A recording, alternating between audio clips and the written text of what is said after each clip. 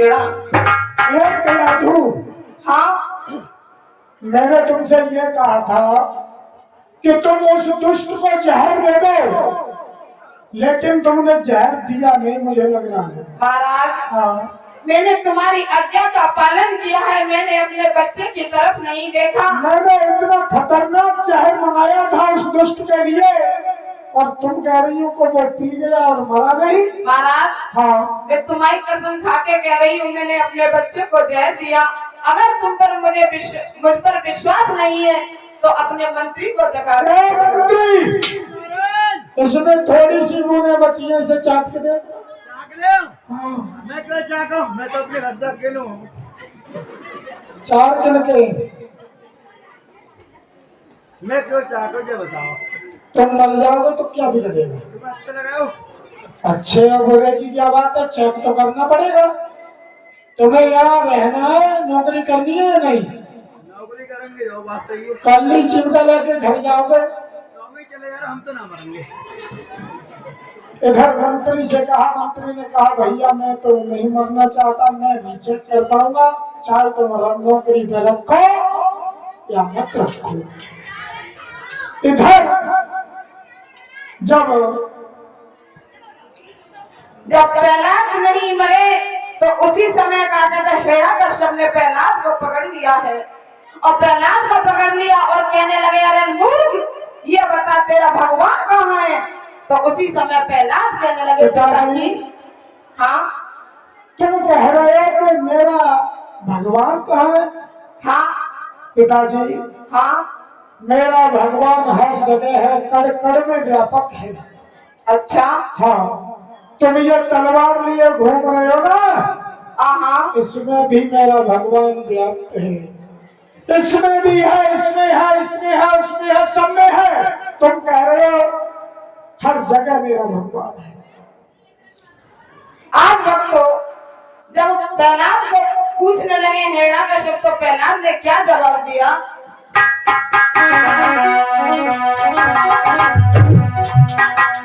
बोले प्रहलाद राम मेरा, और व्यापक सारे संसार में है। वो मुझ में है, वो तुझ में है, इस खंबे और तलवार में है।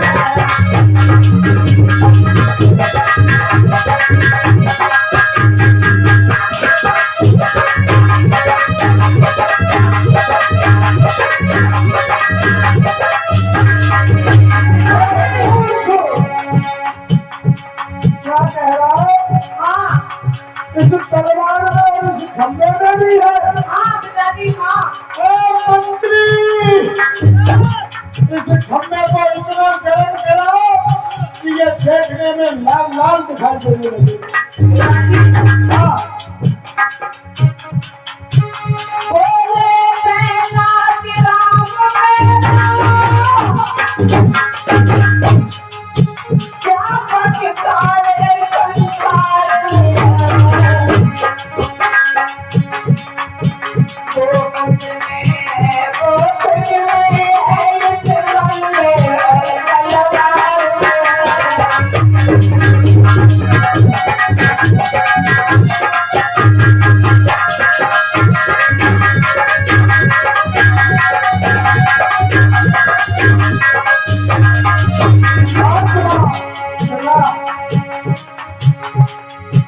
कोई अब ऐसी जगह नहीं जहाँ पर विष्णु का वास न हो।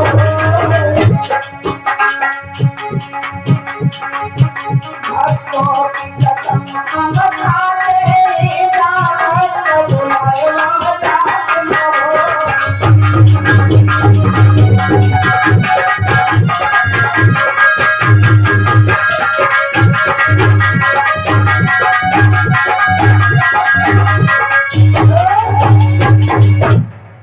क्या कह रहा है मूर्ख? हाँ पिताजी, तू ये कह रहा है इस खंबे में और इस तलवार में भी तेरा भगवान है। हाँ मेरा भगवान। मंत्री, इस खंबे को गर्म कराओ और इस मूर्ख को इस गर्म खंभे से बांध दो। नीचे आजा। अरे हमारे गांव को बंदा है यार।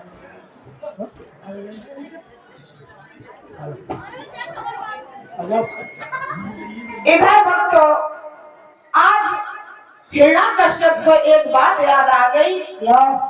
कि मेरी बहन है जो होलिका,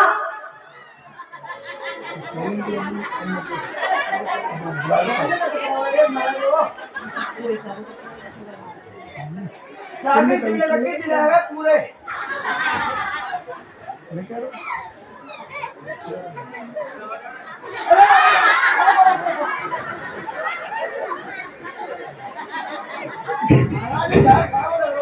गर्दन पे और मांग बताएंगे। गर्दन में त्रिशूल डाल दे रहा है। इधर आज मरने पैसे हुए। इधर अचानक से हिरण्यकश्यप को एक ध्यान आया कि मेरी बहन है होलिका, जिसका नाम था सहिता, जिसने मैया काली की बहुत सेवा की। तो सहिता को मैया काली ने एक ऐसा चीर दिया था जिसे ओढ़ करके अगर वो सहिता अगर अग्नि में भी प्रविष्ट हो जाए तो वो अग्नि उसका कुछ बिगाड़ेगी नहीं। इधर ध्यान आया है हिरण्यकश्यप को अपनी बहन का, और बहन को बुलाया है, कहा है बहन, हाँ बहन तुम एक काम करो। क्या? काम ये करो कि जो तुम्हारा भतीजा है ना, आहा ये प्रहलाद, आहा, इससे हम बड़े तंग आ गए। क्या हुआ भैया? इसने मेरी नाक में दम कर रखा है, ये मेरे दुश्मन की पूजा करता है, उसका भजन करता है। मैंने कई बार इसे मारना चाहा लेकिन ये मर नहीं रहा है बहन। भैया अब तू चिंता ना कर, हाँ, अब मैं अपने भतीजे को समझा दूंगी। वो समझाने से नहीं मानेगा इतना तो वो। लेकिन भैया अगर समझाने से नहीं मानेगा बहन, तो जो तू कहेगा मैं वही करूंगी। तुम ये समझ रही हो कि वो समझाने से मान जाएगा? भैया वो इतना कमीना है कि वो किसी की नहीं मानता। मैंने बहुत कोशिश की समझाने की लेकिन नहीं समझा। बहन हाँ? तुम एक काम करो, क्या करूं? उस नीच को ले जा करके और जा करके लकड़ियों को इकट्ठा करवाता हूं मैं और उसमें अग्नि प्रविष्ट कराऊंगा। तुम अपना जो चीर है उसे ओढ़ करके और उसे गोद में लेकर के अग्नि में प्रविष्ट हो जाना। तुम्हें तुम्हारा तो कुछ बिगड़ेगा नहीं और वो नीच जल करके राख हो जाएगा। आज वक्त होलिका ने अपने भाई के कहने पर ऐसा ही किया। आज प्रहलाद को पकड़ लिया और पहले प्रहलाद को समझाया, बेटा हाँ मेरी एक बात मान जाओ, बताओ। मैं तुम्हारी बुआ हूँ। बुआ हो मान ले। बेटा हाँ तुम भगवान का नाम क्यों ले रहे हो? बुआ, हाँ भगवान का नाम अगर हम ले रहे हैं तो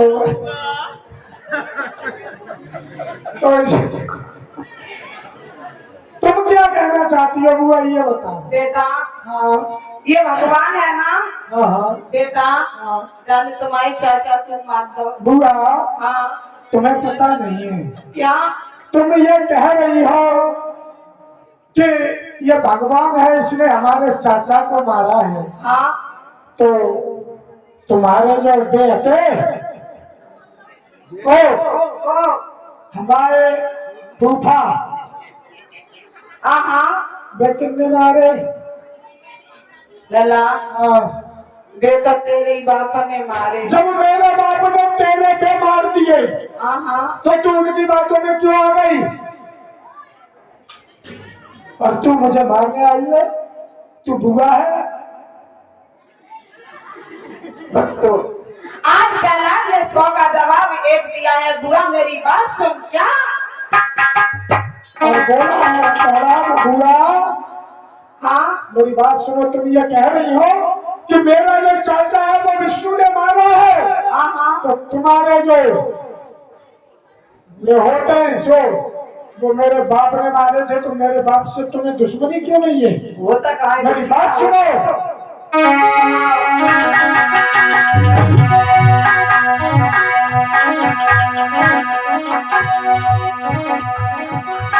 कि जाने चाचा को मारे है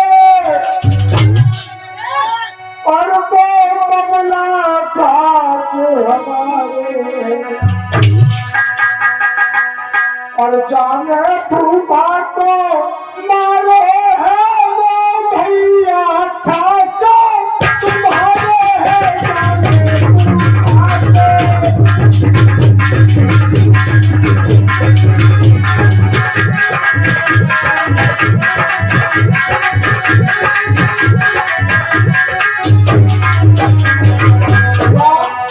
हाँ बेटा, भैया मेरी बात सुन। हाँ सुन रही हूँ मैं तेरी बात।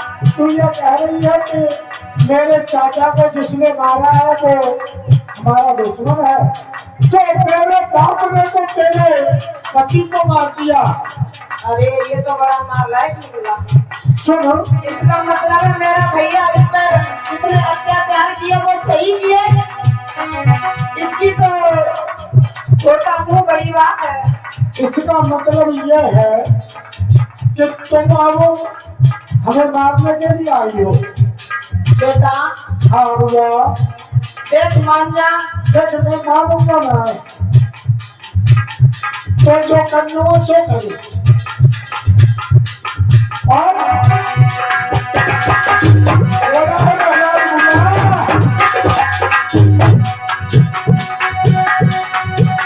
जाने चाचा को मारे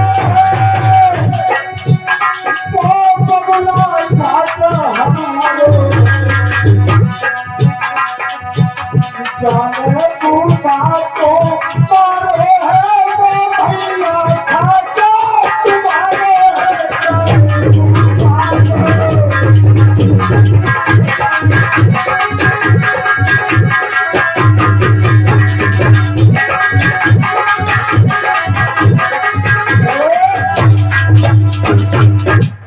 बुआ। हाँ बेटा, मेरे चाचा को दुश्मन ने मारा है तो वो दुश्मन हो गया, और ते तो हाँ कह रहे बेटा तुझे तो बिछी उतार दे। हाँ, अच्छा तो तू वो मारने के लाएगी बुआ। हाँ अब समझ ले, तू मुझे मारने आई है। हाँ बेटा। भैया मेरे पाल अब बुआ के पुआ होने लेकिन भक्तों जो बच्चे में एक भाई ना है, देख लो। एक बात का याद रखना, हाँ, ये प्रहलाद ने क्यों कही थी कि तुझे तेरे भैया ने तुझे विधवा बना दिया। लेकिन एक समय की बात है, एक समय की बात है जब होलिका कुंवारी थी, इसकी शादी नहीं हुई थी, ये माँ जगदम्बा की सेवा करती थी। और जब माँ जगदम्बा की सेवा करती थी तो होलिका पूजा करके लौट रही थी, तो उसी रास्ते में एक विप्रजीत नाम का योद्धा मिल गया। और जब योद्धा मिल गया तो ये होलिका इतनी सुंदर थी तो उसके रूप पर वो विप्रजीत नाम का योद्धा मुक्त हो गया। उसके रूप को देख करके कहने लगा है, ये सुंदरी तुम मेरे साथ शादी कर लो, तुम मेरे साथ शादी कर लो। तो उसी समय ये होलिका कहने लगी है, अरे ओ परदेसी, हाँ, मैं तेरे साथ शादी तब करूंगी, मेरी एक शर्त है। देखो शर्त में रखो, ऐसी कर लो तो। नहीं नहीं, क्यों? मेरी एक शर्त है। देखो हमें बस बुराई का। मेरी शर्त एक ये है हाँ, कि जो मेरे भाई हिरण्याकश्यप को हाँ, मल्ल युद्ध में हरा देगा तो अच्छा। मैं तुम्हारे साथ शादी कर लूंगी। और ठीक है, फिर मैं तैयार करो। आज भक्तों हो जाएंगे दो हाथ। जब ये बात कही है होलिका ने, तो वो विप्रजीत नाम का योद्धा तैयार हो गया। और जब तैयार हो गया, इधर होलिका ने अपने भाई हिरण्याकश्यप को बुलाया क्योंकि हिरण्यकश्यप भी बहुत बड़ा योद्धा था। आज दोनों योद्धाओं में लड़ाई होने लगी है, लेकिन किस्मत की ऐसी बात है कि आज हिरण्यकश्यप हार गया। और जब हिरण्यकश्यप हार गया है तो होलिका की शादी उस विप्रजीत नामक योद्धा से हो गई। और जब हो गई शादी तो शादी होकर के ये अपनी ससुराल चली है। और जब ससुराल चली है तो माँ जगदम्बा के दर्शन के लिए गई सबसे पहले। तो जब जगदम्बा के दर्शन के लिए गई तो वो मैया की जो मूर्त थी वह मूर्त एकदम हंस पड़ी। कहा बेटी तेरी जोड़ी तो बहुत सुंदर है, वो तो वैसे ही लग रही है। लेकिन मेरी एक बात सुन। सुना। तेरी जोड़ी कुछ दिनों तक रहेगी, तेरी जोड़ी कुछ दिनों तक रहेगी। एकदम वो मूर्ति हंसी और हंस करके रोने लगी है। आज जब पूछा है मैया तो मैं क्या करूं, अब तुमने मुझे ऐसी शंका में डाल दिया। मैया ने कहा है बेटी ये मैं तुझे शीतला चीर देती हूँ और इस चीर को तू संभाल के रखना, अपने सर पर हमेशा रखना। जब तक तेरे सर पर ये चीर रहेगा तब तक तेरा कोई बाल वाका तेरे पति का नहीं कर पाएगा। भक्तों आज मैं मैया का शीतला चीर लेकर के होलिका चली अपनी ससुराल के लिए।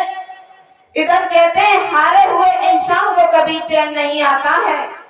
इधर हिरण्यकश्यप सोचने लगा है कि चाहे रिश्तेदार हो, चाहे गुहारी हो और चाहे घर परिवार वाला हो, लेकिन अगर युद्ध में हार जाए तो उसे ये चैन नहीं पड़ता है। उसे यही दिन रात कटती रहती है कि मैं कब अपना बदला लूं। आज जब होलिका अपने महलों में सो रही है उसी समय वो राक्षस भी वही सो रहा है। लेकिन ऐसी प्रभु की लीला है, होलिका जब सो रही थी तो वो चीर जमीन पर गिर पड़ा। और जमीन पर जब गिर पड़ा है भक्तों तो इधर हिरण्यकश्यप ने जाकर के देखा तो आज हिरण्यकश्यप ने आज अपनी बहन के घर चढ़ाई कर दी। और जब चढ़ाई कर दी क्योंकि वो तो यही चाहता था कि मैं किस दिन मेरा मौका हो और मैं इसके पति को मार दूं, क्योंकि वो युद्ध में हारा इसलिए उसे चैन नहीं था। और जब विप्रजीत नामक योद्धा को मार दिया है तो उसी समय होलिका रोने लगी है। भैया इस दुनिया में मैंने ऐसा कोई भाई नहीं देखा जो अपनी बहन को विधवा बना दे, लेकिन तू ऐसा मेरा भाई निकला कि तूने मुझे विधवा बना दिया। उसी समय भक्तों होलिका से कहा है बहन अब जो होना था वो हो गया, लेकिन तुम मेरे घर चलो और मैं तुम्हें एक देवी की तरह पूजूंगा और मैं तुम्हें एक बहन से बढ़कर के दर्जा दूंगा, लेकिन तुम आनंद से मेरे घर रहना। वही शीतला चीज लेकर के आज होलिका प्रहलाद को लेकर के चली है। और भक्तों जब प्रहलाद को लेकर के चली है तो आज प्रहलाद बुआ से कहने लगे हैं बुआ अब भी मोटा है, तू सोच समझ ले तो अच्छा रहेगा, नहीं तो तू मारी जाएगी। आज जब प्रहलाद को लेकर के अग्नि में बैठी है तो ऐसी प्रभु की मेहर हुई कि अकस्मात हवा चली तो वही शीतला चीर ओढ़ करके जो अग्नि में प्रहलाद को लेकर के बैठी वही चीर आज होलिका से न लिपट करके प्रहलाद से लिपट गया। और भक्त जब प्रहलाद से लिपट गया होलिका जल करके वहीं राख हो गई है। बोलिए प्रहलाद भक्त की। होलिका बुआ की। इधर जब होलिका जल करके राख हो जाती है, लेकिन भक्त जब प्रहलाद बच जाते हैं, इधर देवताओं को बड़ी खुशी होती है। देवताओं को बड़ी खुशी होती है, वो अमीर और गुलाल और पुष्पों की वर्षा करने लगते हैं। और इधर जब होलिका जल करके भस्म हो गई, होलिका जल करके भस्म हुई है, प्रहलाद ने सोचा ये दुष्ट अब नहीं मरेगा। गुस्से में आ गया हिरण्यकश्यप, तलवार को खींच लिया, मंत्री से कहा मंत्री इस खंबे को गर्म कर दो और इतना गर्म करो कि ये लाल हो जाए और इस दुष्ट को इस खंबे से बांधो। जब ये आदेश दिया तो प्रहलाद कहने लगा पिताजी तुम ये कह रहे हो कि इस खंबे से बांधो, तो इस खंबे में भी मेरा भगवान है। और जैसे ही खंबे को लाल लाल किया गया गर्म करके, छोटा बच्चा था प्रहलाद, मन में शंका उत्पन्न हो गई कि इस खंबे से मैं कैसे बच पाऊंगा। मन में डर उत्पन्न हो गया उस बेटा के, लेकिन भगवान की कृपा, प्रहलाद को क्या दिखाई देता है कि उस लाल खंबे पर एक चींटी चढ़ती हुई जा रही है। भगवान की लीला, देखा कि इस चींटी को जब ये खंबा जला नहीं पा रहा है तो ये मेरा क्या बिगाड़ लेगा। आज भगवान ने चींटी बनकर के प्रहलाद को दर्शन दिया है। इधर हिरण्यकश्यप ने उस खंबे से बांध दिया प्रहलाद को। प्रहलाद हंसने लगे हैं, हिरण्यकश्यप को और क्रोध आ गया। तलवार, नंगी तलवार को लेकर के और प्रहलाद को मारने के लिए भागा, और जैसे ही प्रहलाद को मारने के लिए नंगी तलवार लेकर के भागा है, वैसे ही भगवान प्रकट हो गए। नरसिंह भगवान प्रकट हुए हैं। आधा शरीर शेर का है और आधा शरीर मनुष्य का है। बोलिए नरसिंह भगवान की। आज हिरण्यकश्यप को पकड़ लिया है नरसिंह भगवान ने, और उसको पकड़ करके और जहां दरवाजा था वहां लेकर के आए, अपने अपने घुटनों पर रख लिया और हिरण्यकश्यप से कहने लगे हैं कि तू दुष्ट आज मेरे हाथों से नहीं बच पाएगा। हिरण्यकश्यप हंसने लगा है, कहने लगा है मैं नहीं मरूंगा। नरसिंह भगवान ने कहा क्यों नहीं मरेगा, कि मुझे ब्रह्मा ने वरदान दिया है। कहने लगे क्या वरदान दिया था, बोलने लगा है कि मुझे वरदान दिया था कि मैं तो ना तो मैं पशु से मरूंगा और ना मनुष्य से। भगवान कहने लगे तो मेरी तरफ देख, मैं कौन हूं। कहने लगा प्रभु आप तो ना तो मनुष्य हो ना नर हो, आधे शेर हो आधे मनुष्य हो। और पूछा कि देख लेना मैं पशु और मनुष्य तो नहीं हूं। कहने लगा मैं फिर भी नहीं मरूंगा। क्यों, कि मुझे वरदान था ना मैं अस्त्र से मरूंगा ना शस्त्र से। कहने लगे हैं भगवान का देख ना मेरे पास कोई अस्त्र है और ना कोई शस्त्र है, मैं इन नाखूनों से तेरे पेट को फाड़ दूंगा। कहने लगा मैं फिर भी नहीं मरूंगा। क्यों, कि मुझे वरदान था कि ना मैं अंदर मरूंगा ना बाहर। कहने लगे तो आंखें खोल के देख तू अंदर है या बाहर। कहने लगा है ना तो मैं अंदर हूं ना बाहर, बीच दरवाजे पर हूं। तो मरेगा कि मैं फिर भी नहीं मरूंगा। क्यों, मुझे वरदान प्राप्त था कि ना मैं ऊपर मरूंगा ना नीचे। कहने लगे तो ये देख तू है कहां। कहने लगा ना तो मैं जमीन पर हूं ना ऊपर हूं, आपके घुटनों पर हूं, तो फिर तू कैसे बच जाएगा। कहने लगा मैं फिर भी नहीं मरूंगा। क्यों? कि मुझे वरदान प्राप्त था कि मैं 12 महीने जो होते हैं उसमें नहीं मरूंगा। तो भगवान ने एक महीना बनाया जिसे भाद्रपद कहते हैं, जिसे आपके यहाँ पता नहीं क्या कहते हैं, कुछ लोग लौंग का महीना भी कहते हैं। तो वो महीना था। आज भगवान नरसिंह भगवान ने अपने नाखूनों से हिरण्यकश्यप का पेट फाड़ डाला है और उसका प्राणांत हो गया है। बोलिए नरसिंह भगवान की। इस तरह से जब उसका प्राणांत किया, अब भगवान को बहुत क्रोध है। अब भगवान का क्रोध शांत नहीं हो रहा है। तो सभी देवता बड़ा परेशान, कहने लगे कैसे भी इनका क्रोध शांत कराओ, नहीं तो महाप्रलय हो जाएगी। लक्ष्मी मैया के पास गए, कहने लगे माँ तुम ही कुछ करो, इनका क्रोध शांत करो। लक्ष्मी कहने लगी मैं नहीं जाऊंगी अभी इनके पास। तो लक्ष्मी ने कहा कि तुम प्रहलाद को भेज दो इनके पास, ये शांत हो जाएंगे।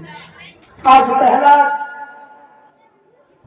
को भेजा गया है और जैसे ही अपने भक्त प्रहलाद को देखा है नरसिंह भगवान ने, उनका क्रोध शांत हुआ है।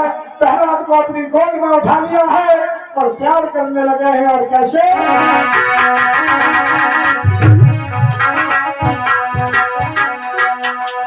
आज सम्मुख लख प्रहलाद और लोई गए अंतरयामी।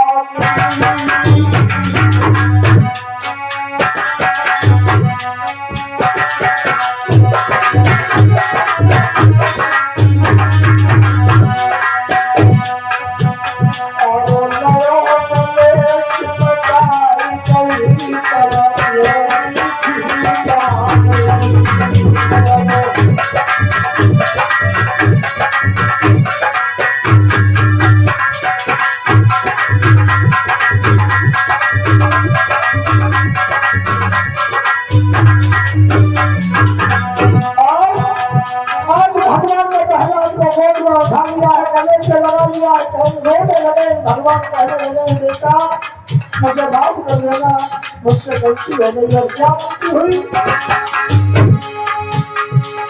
आवे तुम्हें दुख बहुत पाए,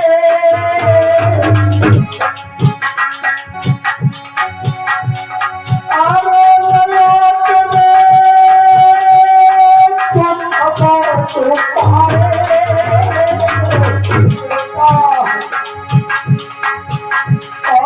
हमसे गलती भैया, हम गलती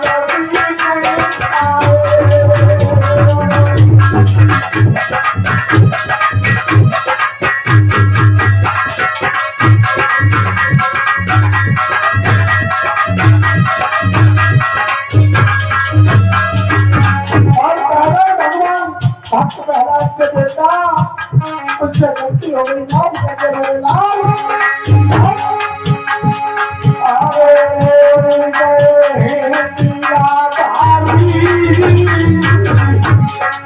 और भगवान हो गए अपने भक्त को गोद में लेकर के।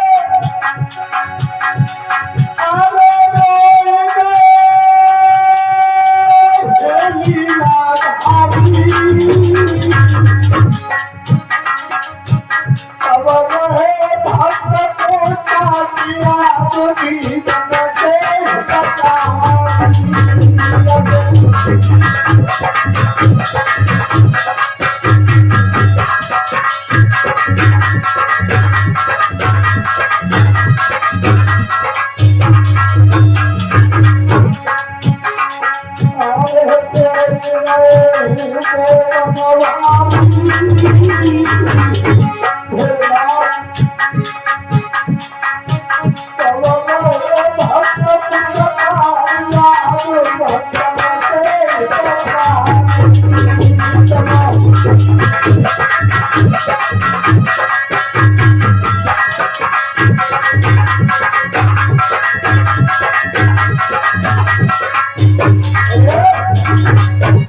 आज इस तरह से अपने भक्त को दुलार करना है प्रभु। और बताया भी है मित्रों कि इस संसार में मानव जाति बहुत दुर्बल है। इसी के सहारे परमात्मा की प्राप्ति हो सकती है। कोई यह जान नहीं पाया कि उसका काल कब आएगा, इसलिए बाल्यावस्था से प्रभु की प्राप्ति के साधन करें, बुढ़ापे के लिए नहीं रुके। अभी से भगवान का भजन करना शुरू कर दो। तुम ये सोचो कि चलो अब एक नाती लड़के को खिला लो, बुढ़ापे में कर लेंगे, तो ये पता नहीं है कि बुढ़ापा तुम पे आएगा भी या नहीं। एक सेकंड का पता नहीं है व्यक्ति का। और तुम तो क्या चीज हो, तुम तो बहुत तुच्छ प्राणी हो, बहुत छोटी चीज हो। हम क्या है, हम बहुत छोटी चीज हैं। मैं बताऊं, जो यहाँ आया है उससे यहाँ कोई रोक नहीं पाया। भैया वीरपाल, यहाँ जो भी आया है, बड़े बड़े धुरंधर, बड़े बड़े महाबली, बड़े बड़े धनवान और ना जाने कौन कौन यहाँ पैदा हुए, लेकिन कोई यहाँ रुक नहीं पाया। और मैं बता दूं कौन कौन आया और कौन कौन नहीं रुक पाया, तो सुनिए जरा, बहुत अच्छी बात है।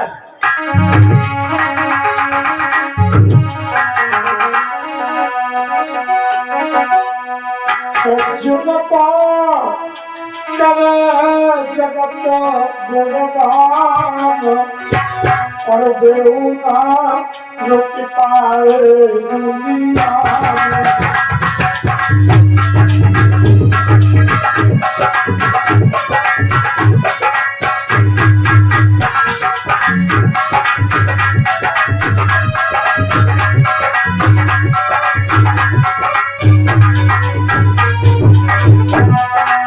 संसार में बहुत बड़े बड़े राजा महाराजा हुए जिनका पूरा ये संसार बर्बाद करता था, लेकिन वो भी नहीं रहे।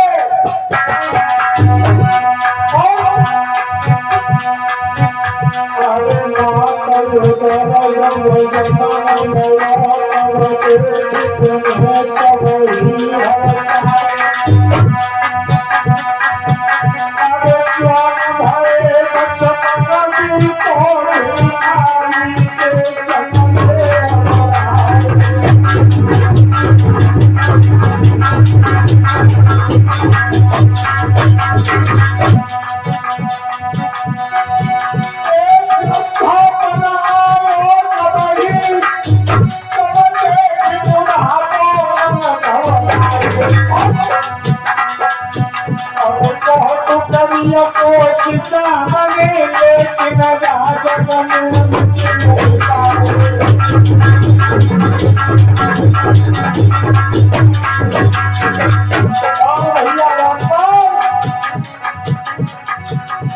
जब यहाँ रुकने की बात तो चले गए। तो भैया भी जो आया वो जब यहाँ रुका नहीं तो चला गया। तो हम बता दें कौन कौन चला गया। बड़ी सुंदर बात, चले गए बड़ी बड़ी विरासत में जमींदार चले गए और चले गए हवलदार ठहरे गए, सूबेदार रात दिन जागदार पहरेदार चले गए।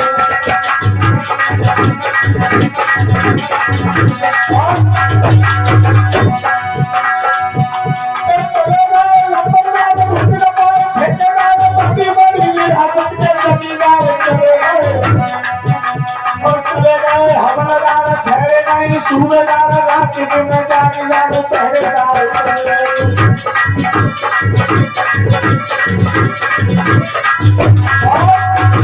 कौन कौन चला गया भैया सोनो? भैया नीतू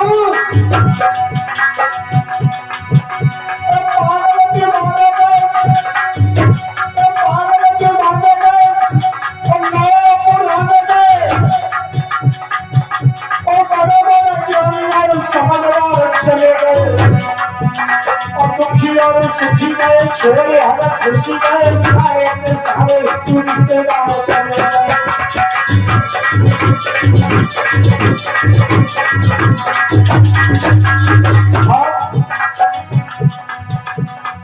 कोई भी नहीं रुक पाया, चाहे वो पागल हो चाहे बहुत बड़े ज्ञानी हो, लेकिन सबको जाना पड़ा। किसी ने लिखा कि आया है सो जाएगा राजा रंग फकीर, कोई सिंहासन चढ़ गया कोई बढ़ा गया पंछी हो। जगत सम्मान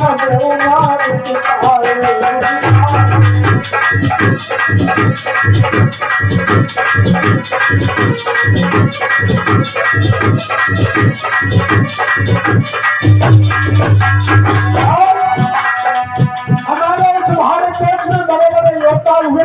अर्जुन, जिसके गांधी की कंकर से दुश्मनों के छक्के छूट जाते थे, और भी जो ऐसे पेड़ों को अपनी बाहों में धक्के उठा के फेंक देता था, वो भी टिक नहीं पाए। हमें भी जाना पड़ा है। एक चले गए वो वीर बहादुर, एक चले गए वो वीर बहादुर, दुनिया से चले गए। और अरे लेकिन जाने कहाँ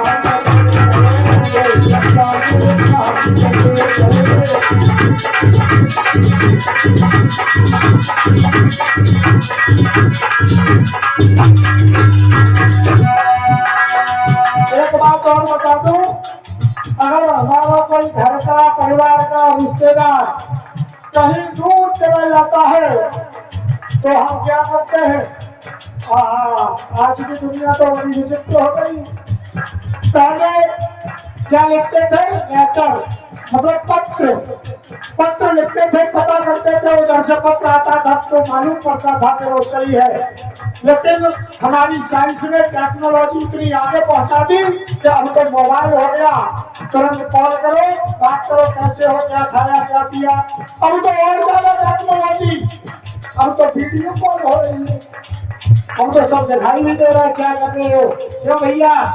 लेकिन एक बात बता दो, जब वहां चले जाते हैं तब ये ना मोबाइल काम करता है, ना वीडियो कॉल काम करती है, ना कोई व्हाट्सएप, ना कोई इंस्टाग्राम, कुछ भी काम नहीं करता। पता भी नहीं लगा पाया आज तक कि कौन कहाँ चला गया।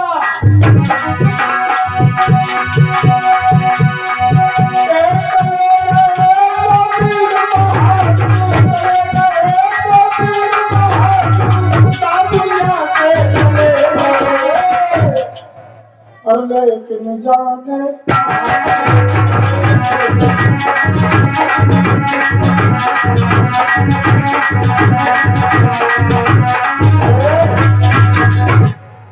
और समय भी बहुत हो गया है, तो एक झांकी हमने जो कहा था वो आपको जरूर दिखवाएंगे। जो बात कही है वो जरूर करेंगे, तो आप झांकी देखेंगे। और जब अब तक रुके रहे हैं तो 10 मिनट की झांकी और 5 मिनट की या 8 मिनट की आरती और प्रसाद, उसके बाद आप।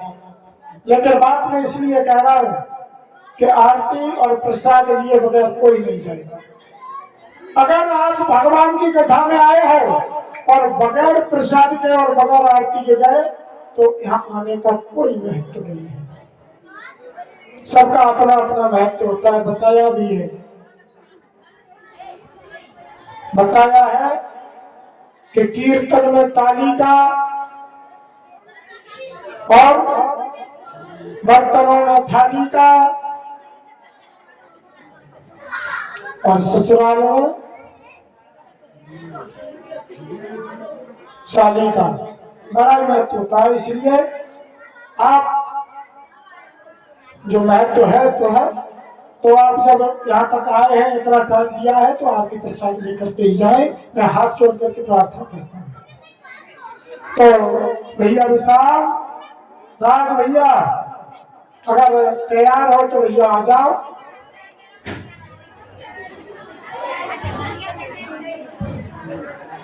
वो गेट खोल दे, बाहर से खोल दे गेट। ये बाहर से किसने बंद किया है? खोल लो भाई। कौन है ये?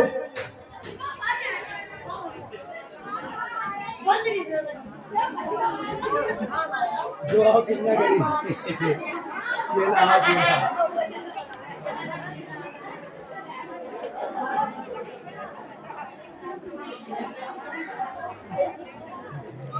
जब तक आ रहे हैं तब तक एक दो लाइन का भजन तालियों के साथ लीजिए। बोली लगाई शिवा पंख उड़ी जाती रे, लगाई शिवा पंख उड़ी जाती रे।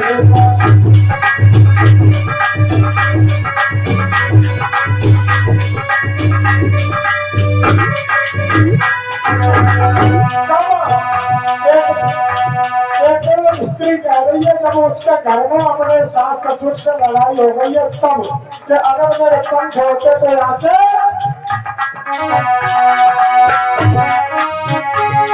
लड़ाई शिवा पंख उड़ी जाती है, लड़ाई शिवा पंख उड़ी जाती है।